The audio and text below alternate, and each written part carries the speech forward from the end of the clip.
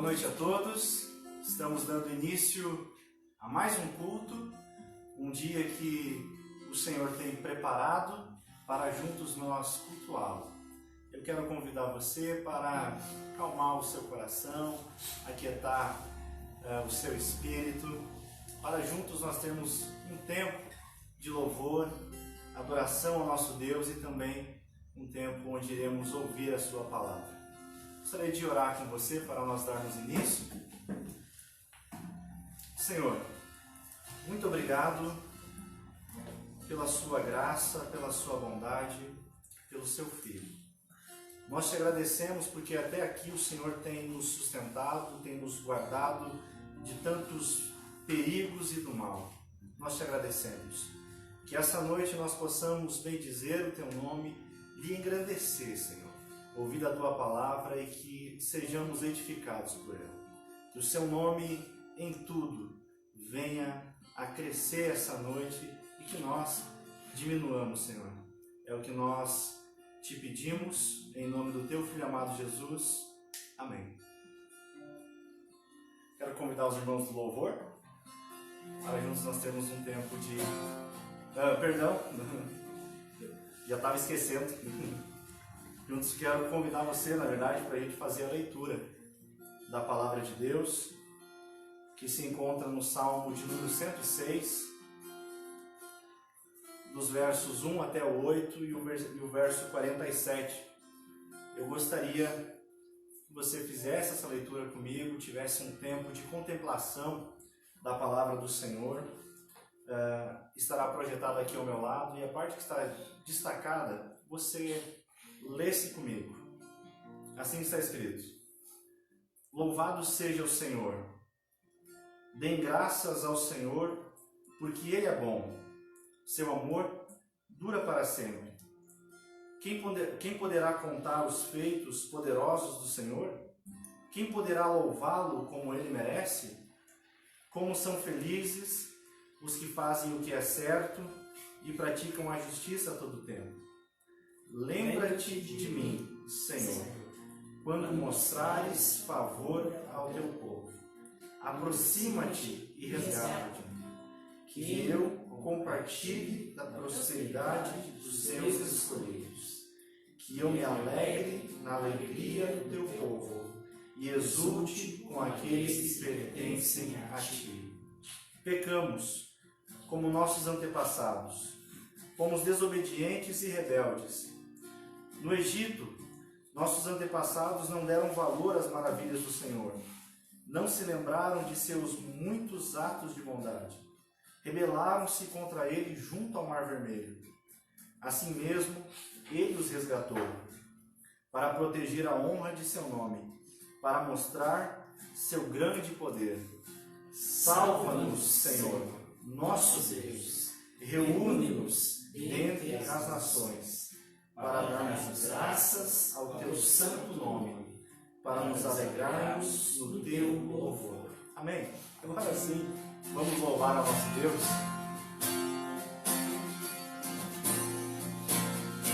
Boa noite a todos.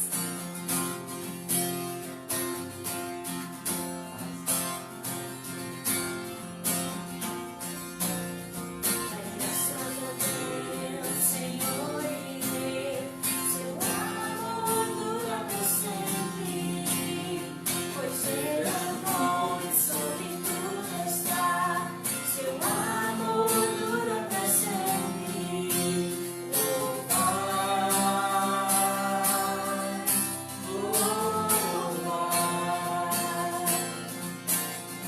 Poderosa mão nos estendeu. Seu amor dura para sempre. Renasceu nosso Deus. Seu amor dura para sempre. Louvar, louvar, louvar, louvar.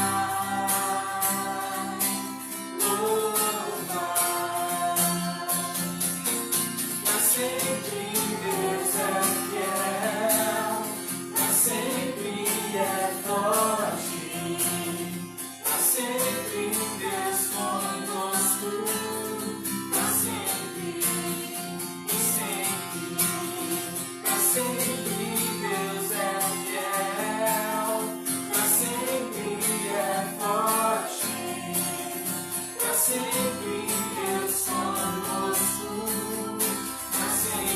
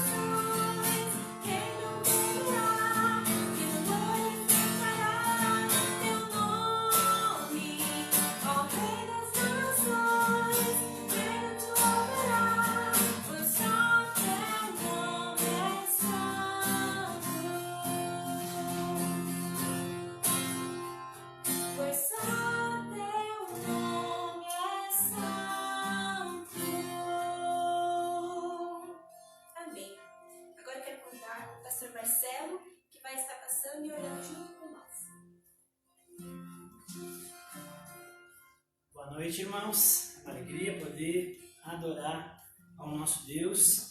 E é o que eu convido você a fazer. Vamos adorá-lo com essa oração. Eu queria que você refletisse, meditasse e também repetisse ela em sua casa. A nossa oração comunitária, então eu convido todos a orarmos ela comigo. Deus gracioso, as tuas misericórdias são novas a cada manhã. Grande é a tua fidelidade. Não nos entregues aos nossos caminhos infiéis e errantes, mas apacenta-nos com a tua vara e com o teu cajado, para que andemos nos caminhos da justiça e habitemos na tua presença por toda a nossa vida. Amém. Amém. Deus abençoe. Adrian.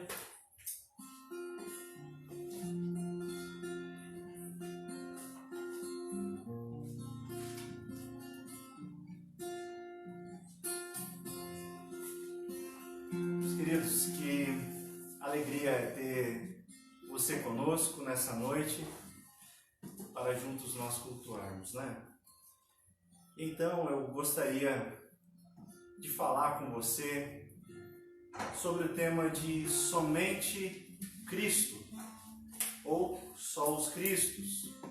Devemos lembrar que estamos no mês da Reforma Protestante, comemorando 503 anos.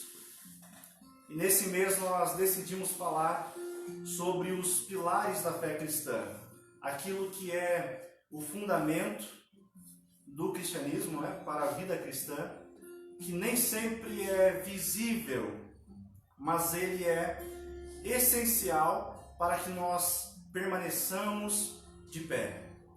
E nós entendemos que a comunidade cristã só é de fato cristã tendo esses pilares. Conforme nós vimos semana passada, somente a Escritura, hoje somente Cristo, somente a fé, somente a graça e somente a Deus glória. E é nisso que nós cremos e procuramos praticar. Que esses são os pilares da fé.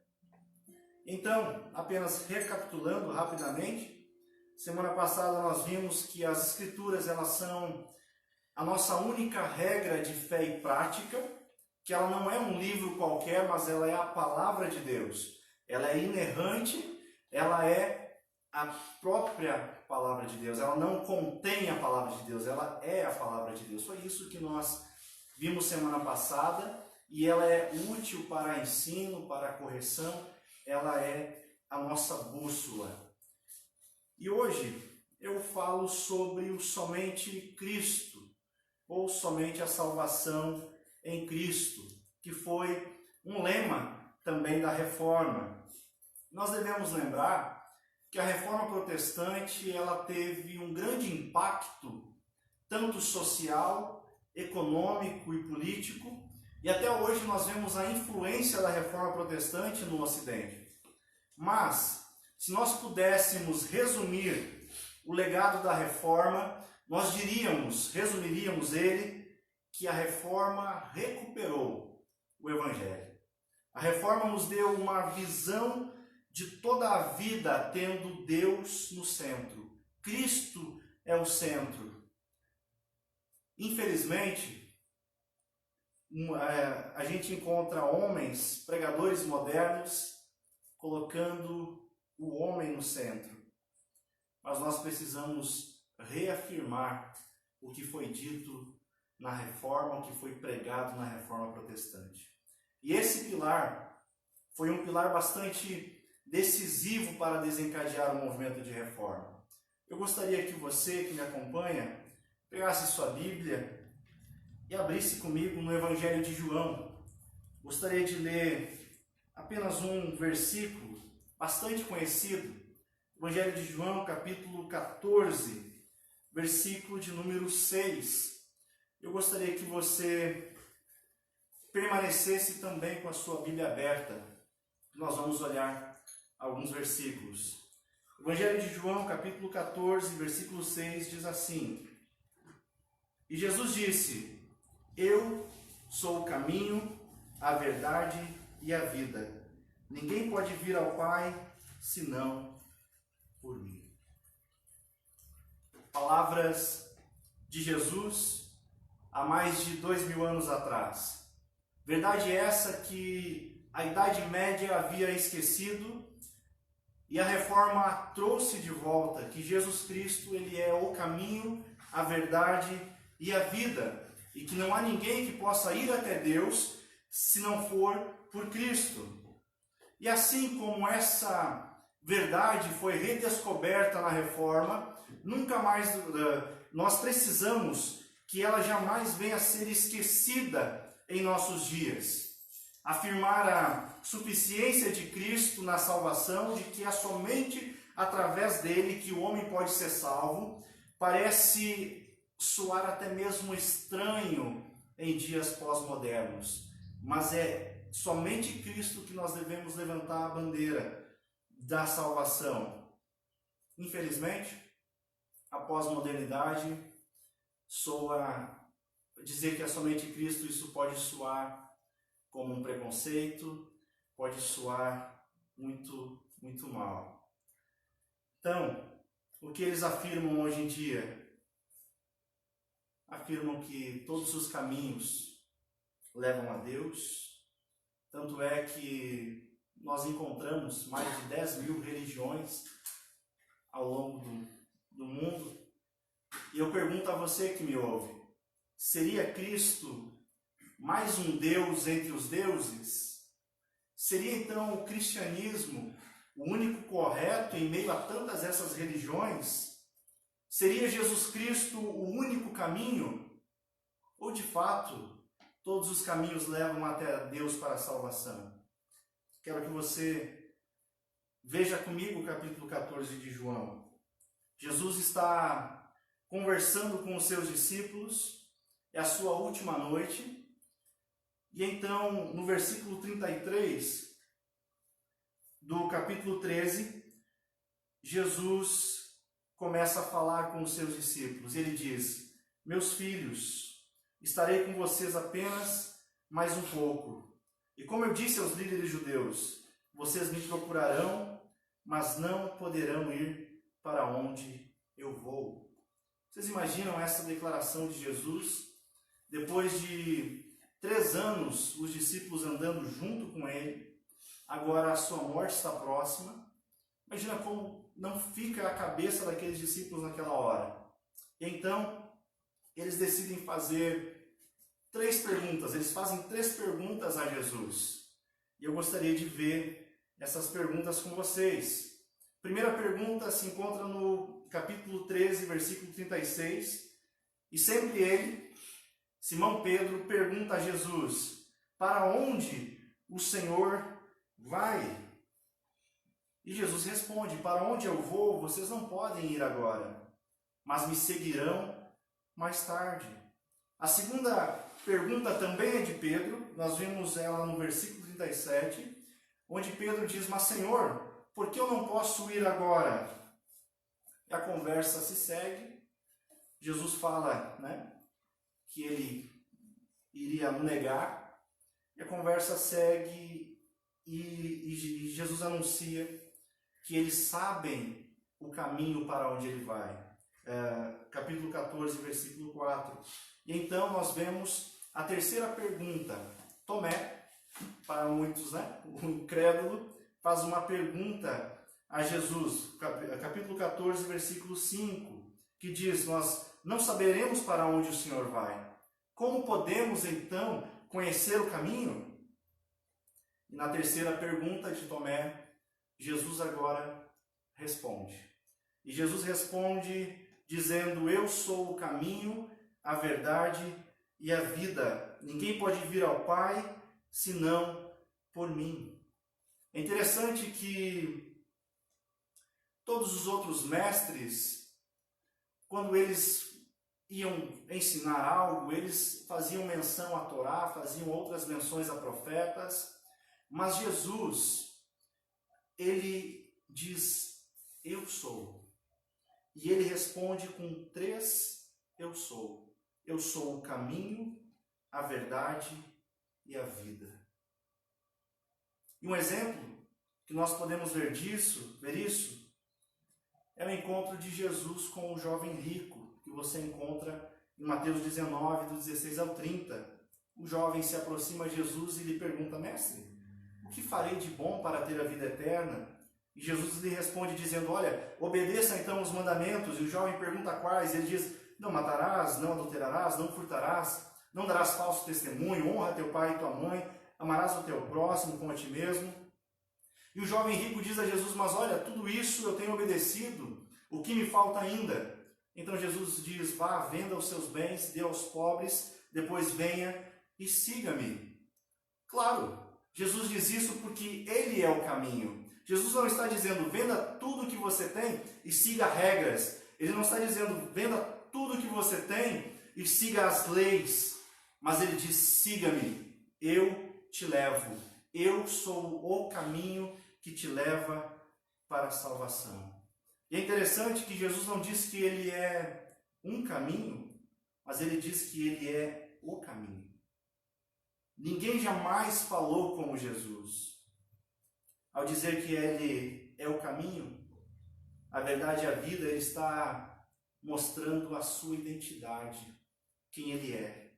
E ao dizer que ninguém pode ir ao Pai se não for por Ele, Ele está revelando a sua missão. Eu gostaria, essa noite, de destacar esses 3 eu sou de Jesus. E o primeiro, conforme a gente viu, está vendo, é: eu sou o caminho.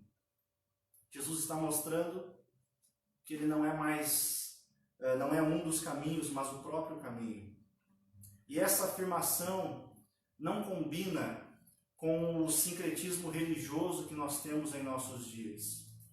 Assim como não combinava com a Europa do século XVI, antes da Reforma. Mas o homem pós-moderno, ele não está interessado em um só caminho. O homem pós-moderno, ele agarra tudo que ele pode, tudo que o seu coração toca, vira um ídolo.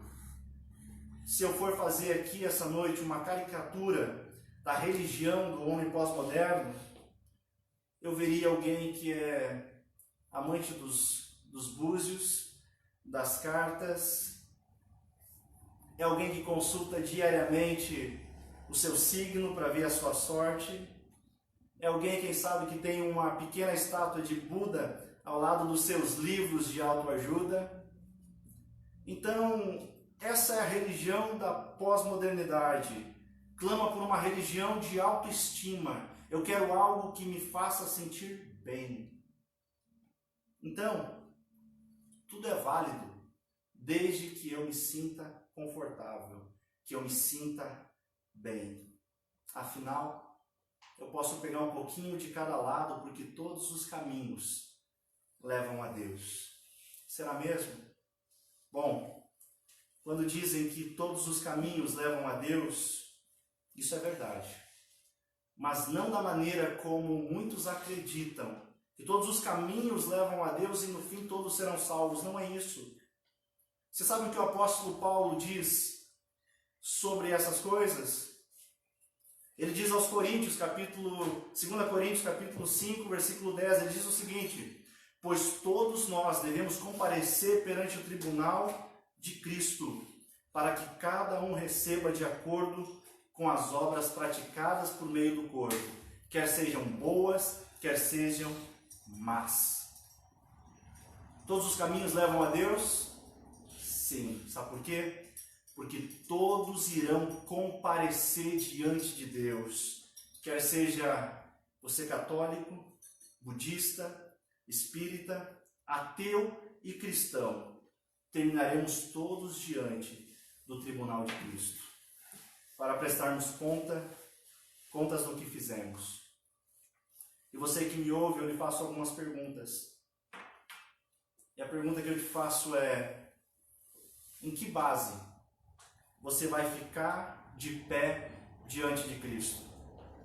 Será que você vai poder se apoiar diante dele nas suas obras? Será que você vai poder se apoiar diante dele na sua religião? Qual o caminho que te leva até o tribunal de Cristo e te deixa seguir para a glória? E qual o caminho que te leva até o tribunal e termina em condenação? Cristo está dizendo: eu sou o caminho. Ninguém pode se achegar até Deus se não for por Cristo. Somente Cristo. Mas sabe o que acontece? Desde o Éden, o homem busca a autonomia de Deus, busca a independência de Deus, busca ser o seu próprio Salvador. E nós adoramos isso. Nós adoramos sermos os nossos próprios salvadores. Nosso coração adora fabricar ídolos, adora fabricar glória para si. E eu não estou aqui generalizando, mas é por isso que muitas igrejas crescem, porque estão procurando outros caminhos ao ensinar o evangelho de autossalvação. Uma salvação baseada em méritos, autoajuda, onde não se fala de pecado, onde Cristo não é suficiente, é necessário incrementar algo mais. Porque parece que somente Cristo não atrai. É isso que nós vemos, esse evangelho pós-moderno, e também nós víamos na igreja da época de Martinho Lutero. Sabe o que Paulo diz disso? Que esse é um evangelho maldito, é um outro evangelho. Mas o evangelho bíblico que nós encontramos nas Escrituras, ele diz que a salvação é somente por Cristo, do início até o fim. É obra de Deus. Esse caminho nos tirou das trevas e nos levou à luz. Da escravidão que nós vivíamos em nossos delitos e pecados, ele nos tornou livre. Nós que não tínhamos filiação, fomos por ele adotados. Por isso que Jesus é o caminho. Segundo eu sou, ele diz que ele é a verdade. Eu sou a verdade. E mais uma vez, nós voltamos ao Éden. Relembramos do Éden. Quando Adão, quando ele cai, porque ele troca a verdade revelada de Deus pela mentira que Satanás lhe deu. E a mentira é a base de toda a idolatria do homem. O apóstolo Paulo, escrevendo aos Romanos, capítulo 1, versículo 25, ele diz: trocaram a verdade sobre Deus pela mentira. Desse modo, adoraram e serviram coisas que Deus criou, em lugar do Criador, que é digno de louvor eterno.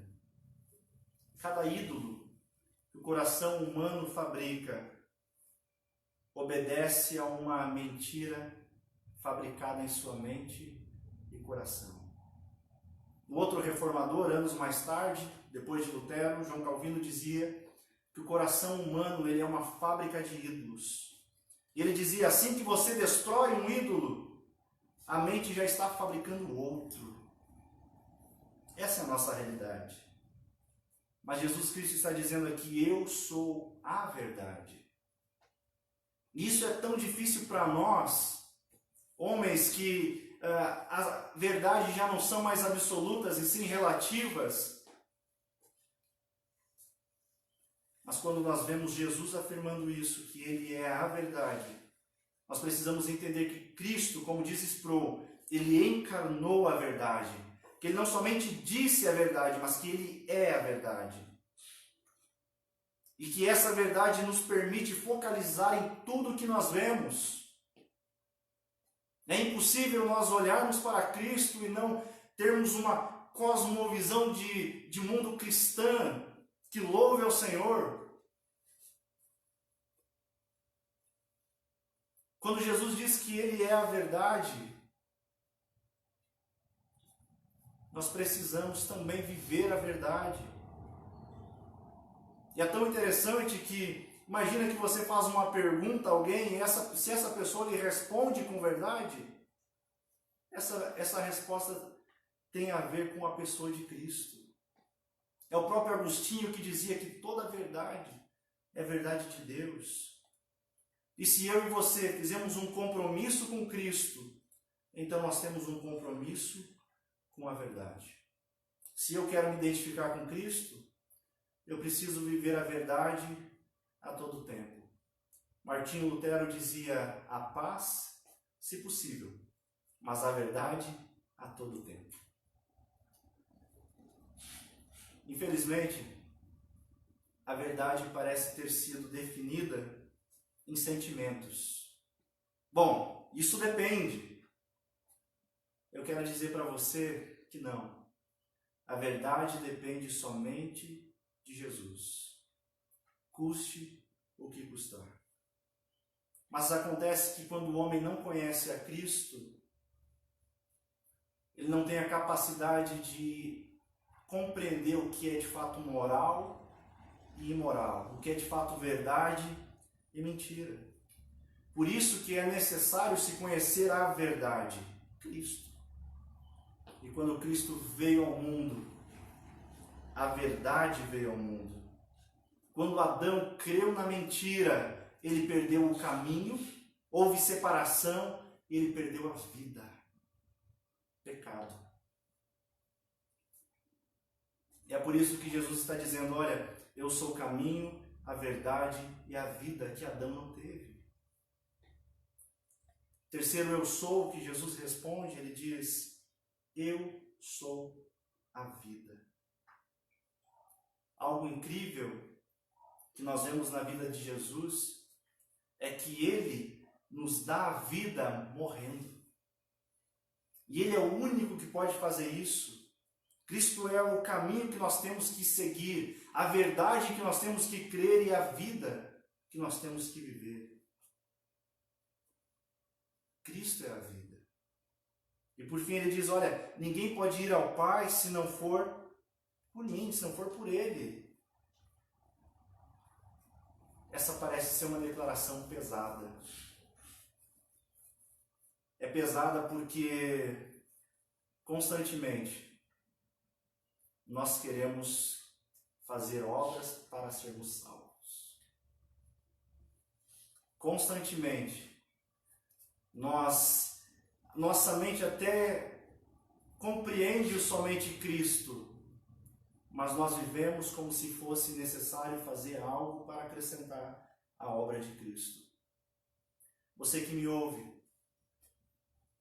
de 0 a 100, quanto você colaborou na sua salvação? Tem muitos lugares por aí dizendo que você colabora 50%. Você vai até uma parte e Cristo vem até o teu encontro. Isso não é bíblico. Sabe por quê?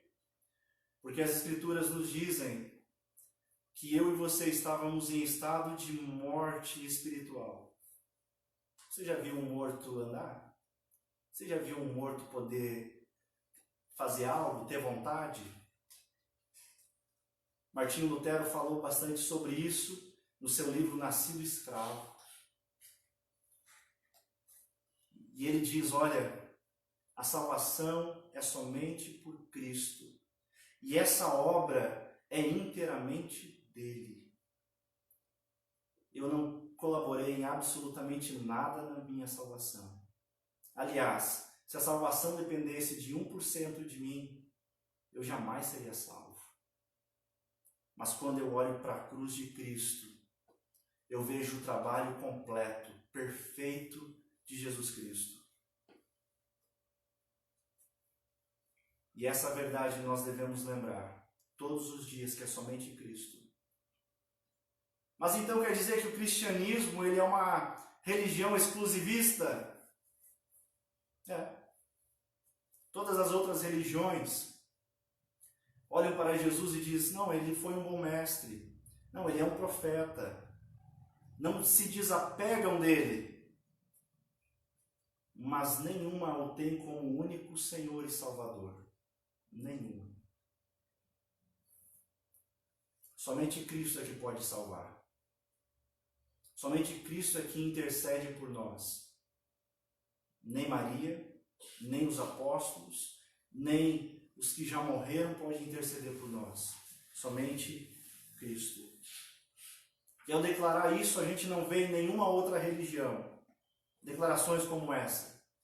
Para você ter ideia, Buda ensinou por cerca de 45 anos. Confúcio por 22 e o próprio Maomé mais ou menos nesse tempo. Ao todo dá cerca de 90 anos de ensino. E a gente não vê essas declarações.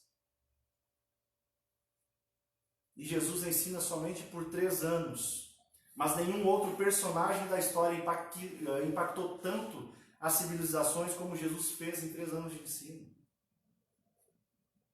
Para você ter ideia, Maomé teve inúmeras esposas e concubinas, enquanto que o Alcorão só permitia 4. Buda abandonou sua esposa e seu filho. Mas Cristo morreu sem pecado. Herodes achou inocência em Jesus. Sabe o que um dos ladrões ao lado de Jesus na cruz disse? Ele não cometeu crime algum, ele não fez nada mal. O centurião ao lado da cruz disse: esse homem é inocente, verdadeiramente ele é o Filho de Deus. Ninguém pode o acusar de pecado.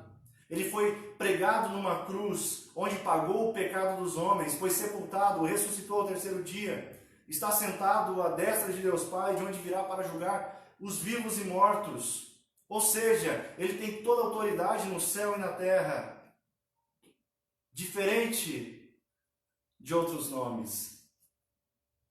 Esse é o Cristo que nós pregamos e cremos, que Ele é o único caminho, a verdade e a vida. E não existe outro que pode te levar até a presença de Deus sem Ele. A Reforma Protestante reafirmou a suficiência de Cristo, o somente Cristo. Que a morte de Cristo não foi apenas um sacrifício geral, onde nos possibilitou uma salvação, mas foi um sacrifício substitutivo, onde Jesus Cristo eficazmente salvou. Seu sangue não foi derramado em vão. Eu quero partir para o final, encerrar com a história de um homem. Um homem que viu que as suas obras, as suas penitências eram insuficientes para ele ser salvo. E que ao ler as Escrituras ele pôde conhecer e desfrutar o amor de Deus por meio de Cristo somente. Esse homem, seu desejo era ser advogado, mas até que um dia ele foi surpreendido por uma tempestade e ali ele faz uma promessa dizendo que se fosse salvo, então ele iria se tornar um monge. Então, já que ele deu a sua palavra, 2 semanas depois ele cumpriu o seu voto, obcecado pela culpa. Esse homem entra para o mosteiro e se torna um monge bastante dedicado. E ele mesmo falando diz, em um dos seus escritos diz: olha, eu segui as regras com tanta rigidez. Ele se submeteu a inúmeras penitências, ele jejuava por 3 dias e dormia sem cobertor no inverno, porque a sua consciência era de profunda pecaminosidade, pois ele via Deus somente como um juiz severo, um Deus pronto a acabar com quem não lhe agradasse. E esse homem vivia profundamente angustiado, e constantemente ele se perguntava: como eu posso encontrar um Deus misericordioso? Afinal, para ele Deus era compreendido como um ser terrível, que punia as pessoas em vida, as enviava ao purgatório e ao inferno após a morte. Essa é a imagem que esse homem tem de Deus, a ideia de um Deus castigador que estava baseado em uma compreensão errada da justiça de Deus, de quem Deus era. Tanto é que a primeira missa que ele vai celebrar, ele diz que ficou totalmente aterrorizado. E ele diz: quem sou eu para que eleve os olhos ou levante as mãos para a majestade divina? Sou pó e cinzas, cheio de pecado, e estou falando com Deus vivo, eterno e verdadeiro. A compreensão errada da justiça de Deus, marcou a vida desse homem por muito tempo. Ele procurou de inúmeras formas agradar a Deus e tornar-se justo pelas suas obras. Mas por mais que ele se esforçasse em orações, em meditações, nas penitências, ele percebia que não era o suficiente, que ele não conseguia fazer o suficiente para tirar aquela culpa. Diz ele que quanto mais ele procurava se aproximar de Deus, ele sentia Deus mais longe, ao ponto de dizer que não amava a Deus, pois ele via somente o juízo. Entretanto, as coisas começam a mudar, o Espírito de Deus começa a abrir os olhos daquele homem, e ele foi nomeado para lecionar um curso de estudos bíblicos na universidade. E ao meditar nas Escrituras, ao estudar as Escrituras, ele fica fascinado com as palavras de Cristo na cruz, dizendo: meu Deus, por que me abandonaste? E ele se perguntava: como pode o Filho de Deus? Como poderia ele ser abandonado? Eu sendo abandonado, eu até entendo. Eu sou um pecador. Mas Cristo, a sua alma fica inquieta, totalmente perturbada. Até que em 1515, meditando na carta de Paulo aos Romanos, esse homem se depara com aquele texto maravilhoso que diz: o justo viverá pela fé. Aquele homem agora estava vendo com clareza que o ser humano só é salvo pela fé nos méritos de Cristo. Ou seja, que só a cruz pode remover o pecado do homem, só a cruz pode remover a culpa do homem e salvá-lo. Ele descobriu o amor de Deus. O amor de Deus que se revelou na vida, na morte e ressurreição de Jesus Cristo. A partir desse momento ele compreende que não precisava de mais nada. Aliás, ele não podia fazer nada para a sua justificação. Tudo já havia sido feito por Cristo. 2 anos mais tarde, esse homem vai fixar 95 teses na porta da igreja de Wittenberg. Esse homem, Martinho Lutero, homem usado por Deus para reacender a chama do Evangelho em uma Europa que havia abandonado o Evangelho. Uma Europa escravizada pelas indulgências, pelo romanismo. E ele descobre que somente Cristo é suficiente e mais nada. Somente Cristo, então, é uma reação contra uma igreja que havia sido secularizada, onde os homens se colocavam em posição de mediação da graça e do perdão de Deus. Para você ser perdoado por Deus, você precisaria comprar o seu perdão. Você precisava passar por um desses grandes sacerdotes. E a reforma nada mais é do que uma volta às Escrituras, de que nós não temos mediadores a não ser Jesus Cristo e Ele somente, de que o homem é extremamente mau e corrompido pelo pecado e que ele não pode em nada colaborar na sua salvação, e que não há dinheiro algum que possa comprar um terreno no céu, mas que a salvação é pela obra de Cristo e é dada gratuitamente.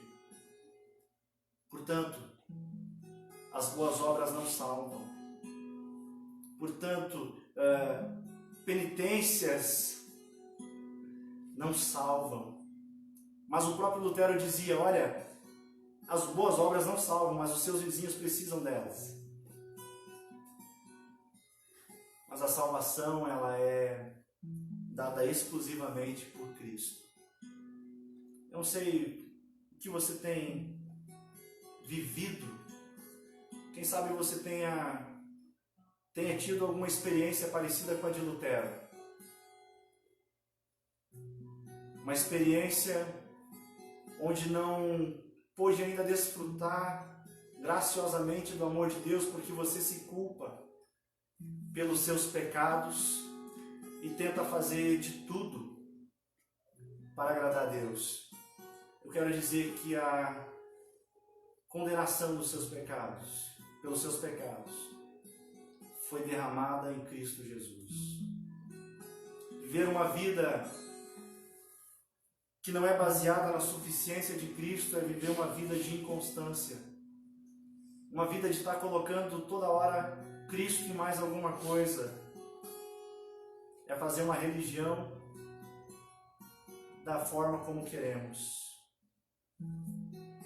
Eu quero te dizer que o sangue de Cristo nos purifica de todo o pecado.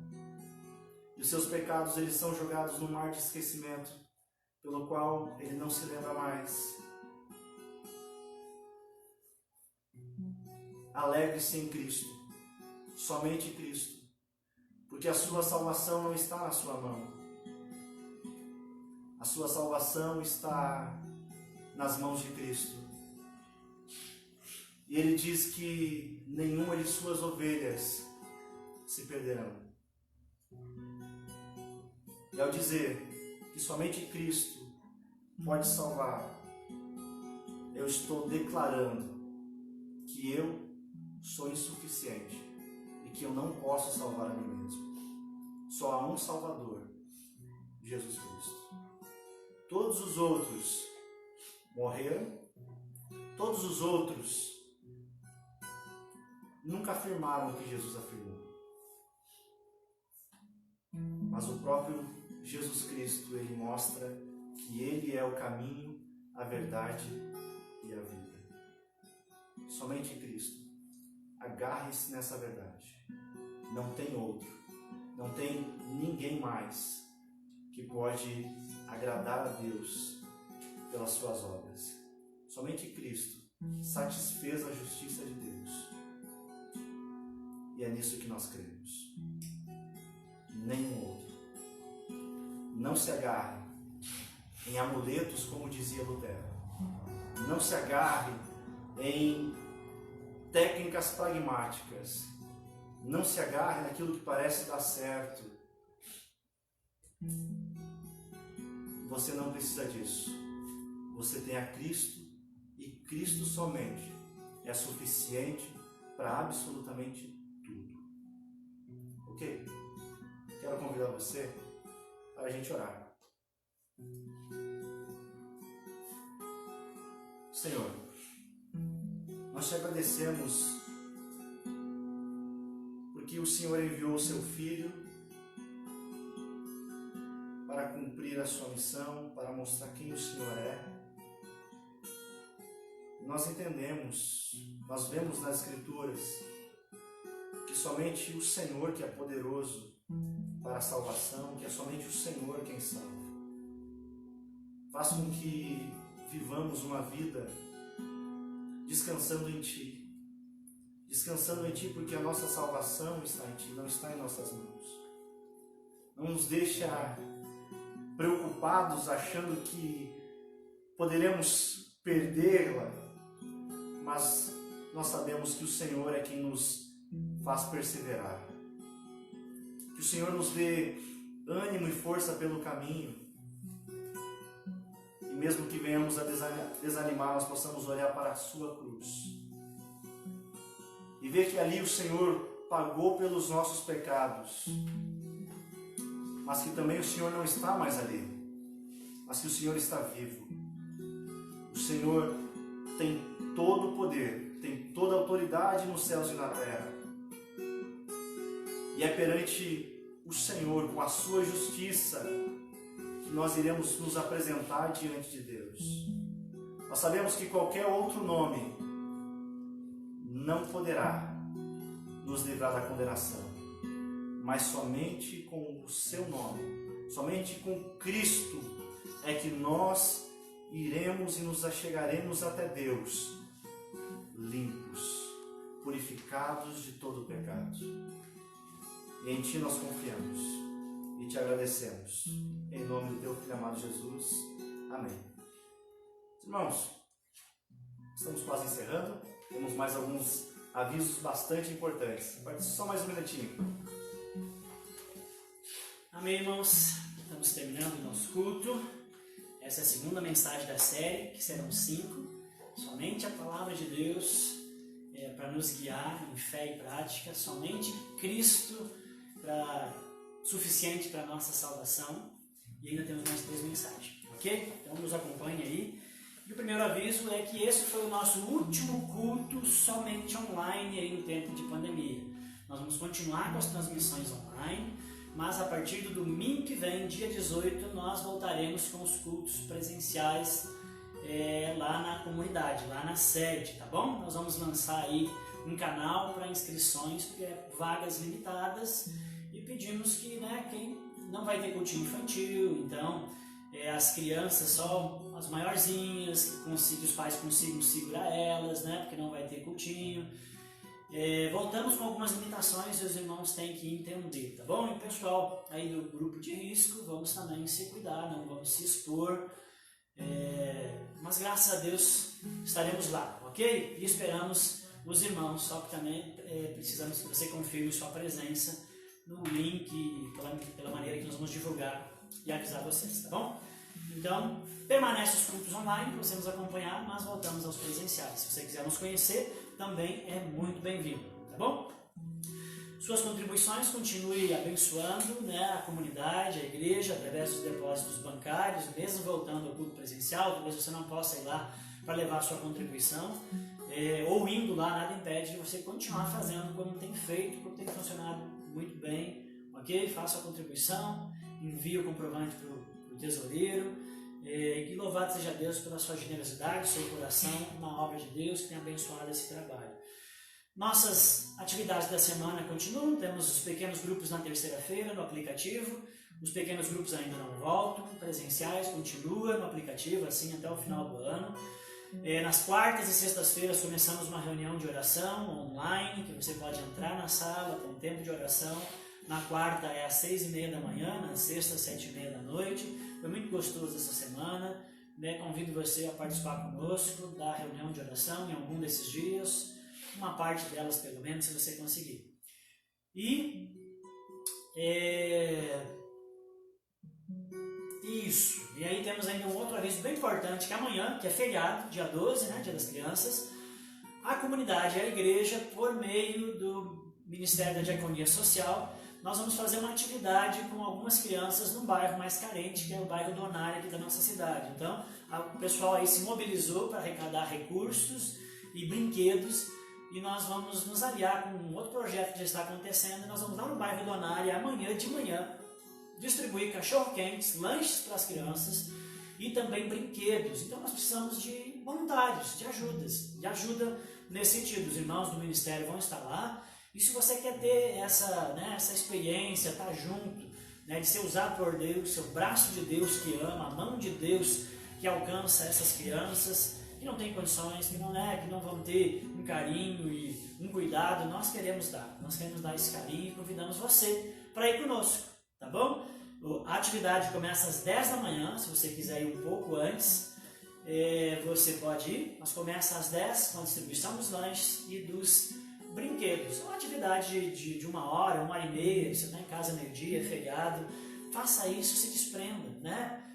Faça algo além daquilo que você tem feito, nós queremos chamar você, tá bom?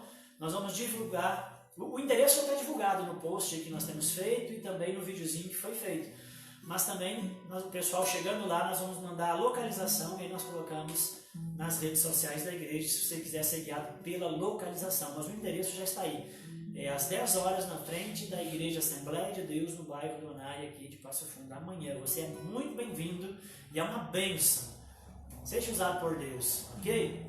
Então amanhã 10 horas tem essa atividade, vai ser uma bênção, tá joia? Irmãos, é isso, queremos ainda fazer uma última oração antes de terminarmos o culto. Nosso Deus querido, muito obrigado, porque até aqui o Senhor tem sido conosco, sim. Muito obrigado por quem o Senhor é. Muito obrigado pela Tua palavra que nos guia na escuridão.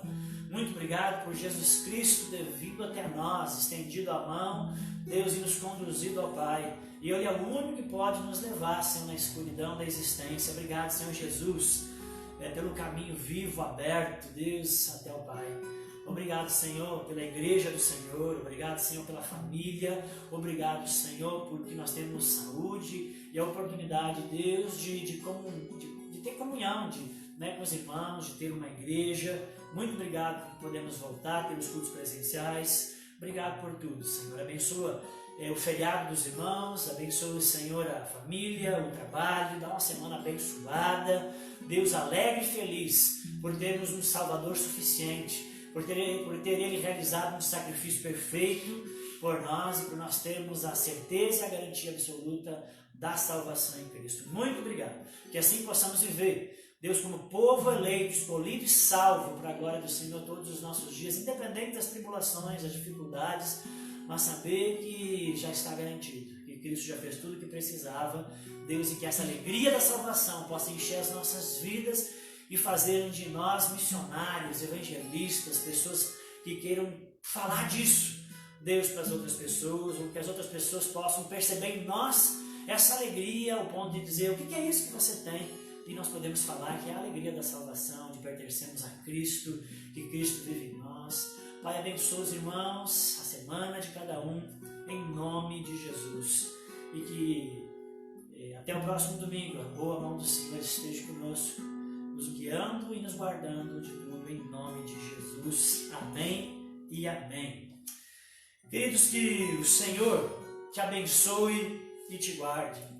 Que o Senhor faça resplandecer o seu rosto sobre ti e te conceda a paz. E que o Senhor, nosso Deus, volte o rosto dele para ti. É o nosso desejo, essa bênção para você, em nome de Jesus. Amém e amém. Deus abençoe, uma abençoada semana a todos e nos vemos de novo por aqui, alguns e outros, no culto presencial no próximo domingo. Amém.